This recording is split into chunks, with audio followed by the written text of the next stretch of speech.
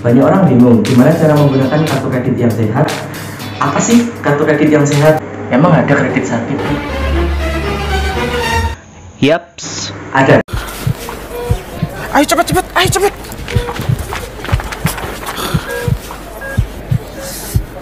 Susah tidur ya? Iya dok. Kelayangan juga? Iya bener dok. Sejak kapan nih? Sejak banyak kena biaya transfer antar bank dan top up e-wallet dok. Duit menipis, tragis.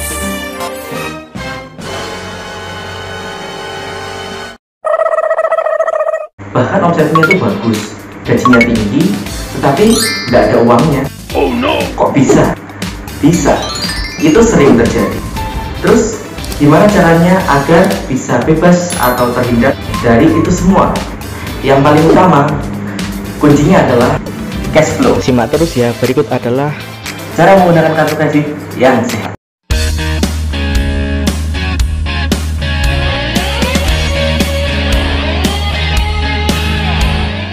Kebanyakan orang merasa bebanan buta, berarti ada yang salah dengan cash flow Anda atau dengan kredit Anda. pasti kalian sedang bingung. Apa sih itu cash flow? Cash flow adalah salah satu laporan keuangan yang terpenting dalam kegiatan bisnis. Laporan itu berfungsi untuk melacak setiap pemasukan dan pengeluaran perusahaan. Atau bahasa simpelnya adalah keluar masuknya uang, atau yang biasa sering orang bilang itu adalah arus kas. Laporan arus kas adalah laporan keuangan untuk merekap semua pemasukan serta pengeluaran sampai menghasilkan analisa keuangan apakah mengalami penurunan atau kenaikan. Simpelnya adalah keluar masuknya uang atau pemasukan dikurangi pengeluaran. Nah, untuk mengetahui cash flow itu sehat atau sakit itu sederhana banget. Kembali lagi, pemasukan dikurangi pengeluaran. Kalau hasilnya plus berarti cash flow Anda itu sehat. Sedangkan sebaliknya, kalau penghasilan dikurangi pengeluaran Anda hasilnya adalah minus, berarti ada yang salah nih dengan cash flow Anda atau cash flow Anda sakit. Seperti biasa ya, sebelum lebih jauh ada pesan nih dari Bunda. Jangan lupa suker ya, suker apa sih deh? Subscriber. Subscribe.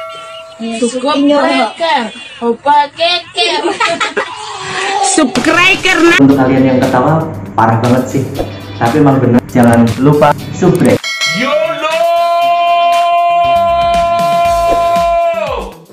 Tombolnya ada di sini ya, di pojok bawah.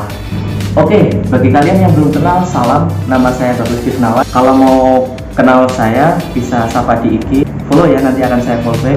Kenapa sih kredit kita sakit dan bagaimana solusinya? Terlalu banyak hutang, kredit rumahnya berlebih, pengusaha yang bisnisnya jalan tapi mulai merasa berantakan.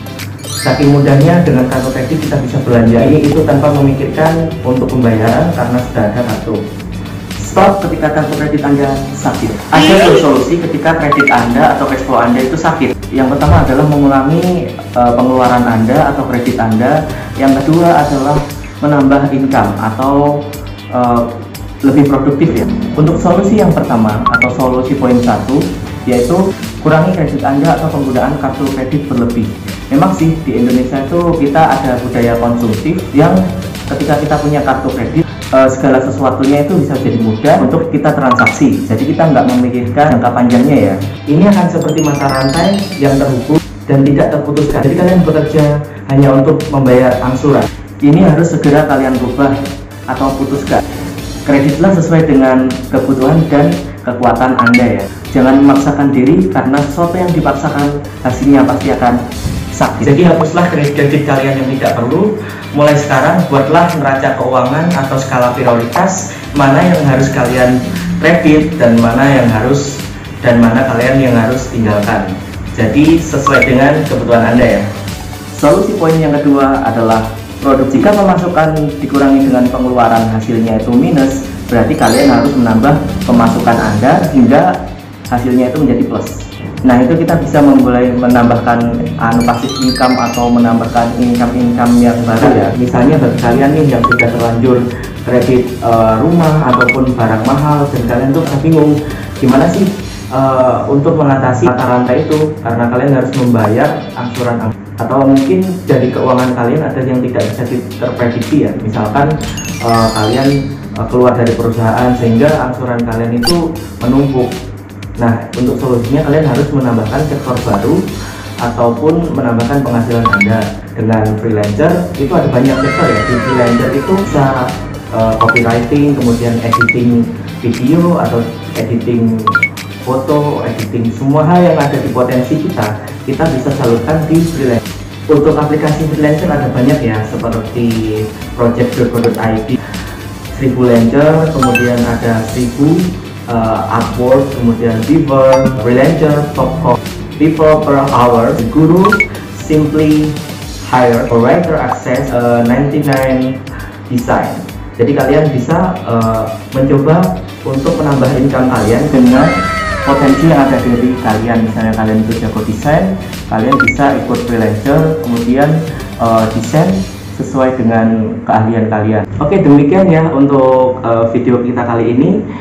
Gimana untuk cashflow kalian? Semoga yang sakit menjadi sehat. Salam.